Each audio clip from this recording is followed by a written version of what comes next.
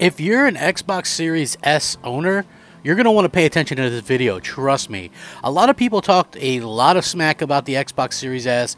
I think I even questioned it at different times, but the truth of the matter is, it's a fine console, and I own one. There's kids in the house that own one.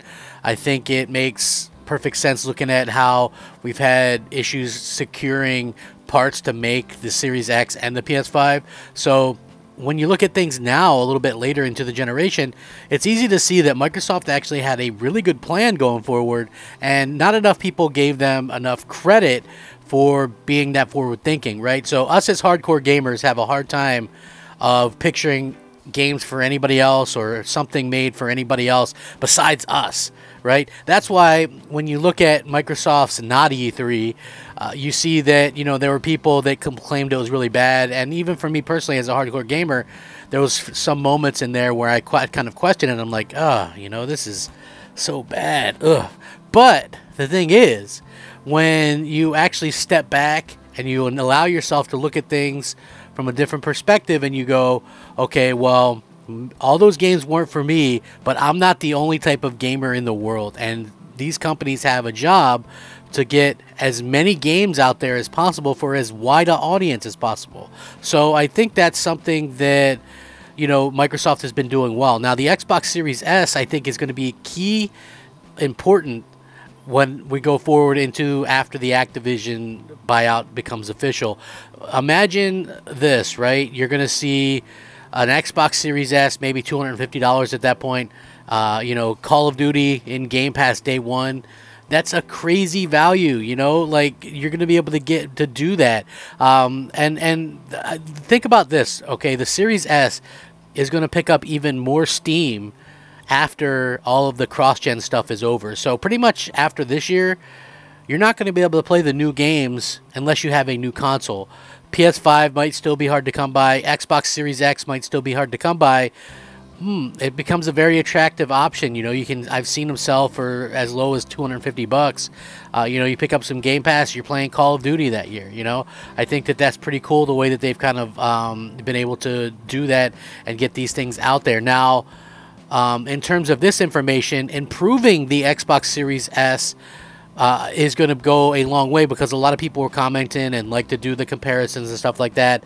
What I like to point out is this thing is running most games at 60 frames per second and even runs a lot of games at 120 frames per second. So when you think about that, you kind of realize that, you know, listen, they've done a really good job with this, and they continue to get the most out of, you know, their platform. Like, it's a really nice little console. If you haven't seen it, this thing is seriously small. It's a very small console. It's super portable. It's actually, for what it is, super powerful as well. You know, obviously people are buying this thing. I mean, maybe not as quickly as the PS5 or the Series X, but, you know, I think that it makes for a hell of a console, and the fact that it's going to be an entry point to playing current gen games when the last gen stuff is dead, I think that says an extremely large amount about exactly where we are in the video game world. So yeah, I want to get into this. I think this is a really, really good thing that Microsoft is doing. They continue to improve their stuff. They get every last ounce out of it. This is going to be important. You know, you don't want the Series S holding anything back. I love that they're doing this. If you guys are watching my videos, and if you do enjoy it, please like the video. I'm asking for 100 likes on each video. It really helps out. Trust me when I say that. You guys, I can't underestimate it. If you do watch them and whatever, just like the video for me. It keeps me going. It keeps the juices flowing, kind of. I want to keep going. So please do that. I'm going to get into it. It's going to be a good video. Now, a lot of people like to make fun of the Xbox Series S. I understand that. But also, when we look at it right now, Microsoft is indeed freeing up Xbox Series S memory to improve graphical performance. The new dev kit update says it frees hundreds of additional megabytes for the console, which is pretty significant if you think about it. Microsoft has issued a new Xbox software dev kit to partners, which frees up hundreds of additional megabytes of memory for Series S games, potentially to be reallocated to graphical performance. As spotted by The Verge, a new video that has been circulated to developers who have received the software update claims that it gives developers more control over memory, which can then improve graphics performance in memory-constrained conditions. The Xbox Series S obviously is Microsoft's budget-gen console, which runs the same titles capable of the more powerful Series X, but typically at a lower 1080p resolution. It says, "We've addressed an issue where graphical virtual addresses were being allocated considerably lower than non-graphics virtual addresses," continues the video. "This will now allow the Xbox Series S to take full advantage of Microsoft's recent announcements in memory management, and as well as the advancements that they've made in the relative short-term past, without negatively affecting graphics performance." VGC's network partner Digital Foundry discussed earlier this year that some developers were struggling with adapting games to the lower spec of Xbox Series S hardware. However, other games such as Forza Horizon 5 boast incredibly impressive performance for a $299 machine. So, like I've been saying, folks, the Xbox Series S is going to be probably coming into its own very shortly. Once like the games start cutting off and you're only able to pick up these newer games on the current gen platforms, I think we're going to start to see a huge uptick in Series S adoption rate. Now, this doesn't mean, you know, the end of PlayStation or anything like that. I just think that it's very smart that Microsoft was able to kind of get something out there that people can really kind of pick up, and it does a very good job for them, right? Like, this is something that I feel like obviously is huge in terms of what they're able to accomplish and push from the machine. I think that that's a smart thing that Microsoft has been able to go out there and accomplish, and hey, bravo, good for them. The Xbox Series S has also proved to be a sales hit, according to this, with the console being the most popular machine during 2021's Black Friday sales. Elsewhere, a new preview being tested from today will let some Xbox Game Pass Ultimate members do some cool things as well. Earlier in the week, that Microsoft confirmed that a next wave of titles heading to Game Pass, and you know, it's a pretty impressive list and things like that. So, freeing up hundreds of additional megabytes, I feel like, is a very important thing. You know, a lot of people, like I said, were kind of down on the Xbox Series S, and you know, listen, I feel like the Series S is something that gets overlooked a lot, but I also feel like, you know, when we look at some of these things and we see what Microsoft has been able to accomplish, even with the original Xbox One, right?